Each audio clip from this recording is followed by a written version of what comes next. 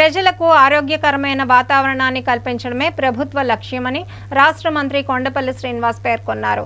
విజయనగరం జిల్లా గంట్యాడ మండల పరిషత్ కార్యాలయంలో శనివారం నిర్వహించిన స్వర్ణాంధ్ర స్వచ్ఛాంధ్ర కార్యక్రమంలో మంత్రి పాల్గొన్నారు. స్వచ్ఛాంధ్రపై అవగాహన ర్యాలీని నిర్వహించారు.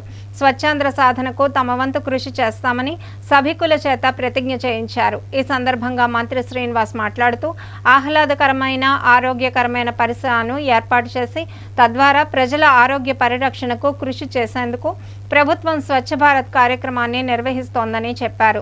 దీనిలో భాగంగా ప్రతి నెల 3వ శనివారం స్వచ్ఛాంధ్ర కార్యక్రమం ద్వారా పరిసరాలను పరిశుభ్రం చేయడం, కాలువలను శుభ్రం చేయడం, మొక్కలను నాటడం తదితర పర్యావరణ పరిరక్షణ కార్యక్రమాలను నిర్వహిస్తున్నామని తెలిపారు.